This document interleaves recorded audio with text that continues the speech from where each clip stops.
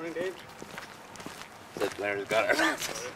Is Blair in there already? Yeah. So, our route, is that one right there? It's up to you. You can go this way. Okay. Show you on How are you? Good morning. Good. How are you doing? Good. Are you surprised to be here?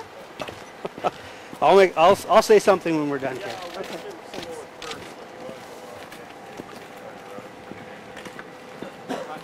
You are going to do that, or just see me and we can say.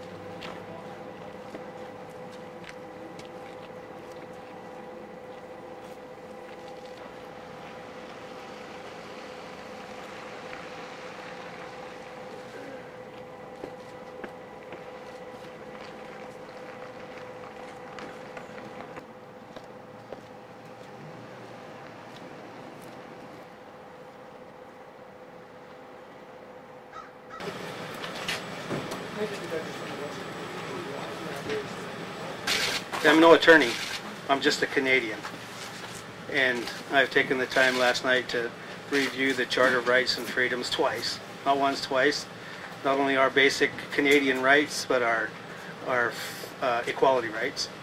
And I think that if I'm guilty of anything, it's being a Canadian and just living my religion. And that's about all I've got to say.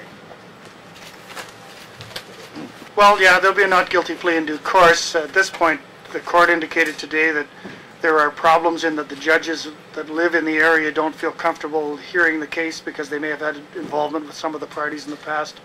So we're going to have to look for an outside judge. I don't know whether I'd say I'm admitting it. I'm saying we're really not denying most of the facts the Crown's alleging. Mr. Oler's position is that he's going to defend these charges as is his right, and on any grounds that are available at law. Asked to do a special prosecutor is determine whether the evidence presented to me by the police shows a substantial likelihood of conviction and whether it's in the public interest that the prosecution proceed.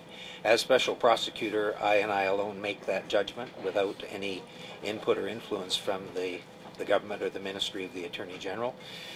Upon reviewing the material and the fresh investigation, which I also asked the police to carry out, I was satisfied the charge approval standard was met and that it was in the public interest to prosecute the polygamy charges against both Mr. Oler and Mr. Blackmore.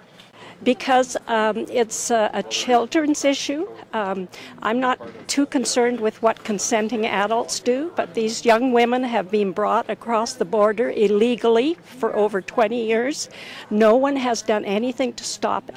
And a lot of people in the area knew these young girls were being brought up here. They're 15-year-old, given to older men, and to me this is sexual exploitation. This is not religion.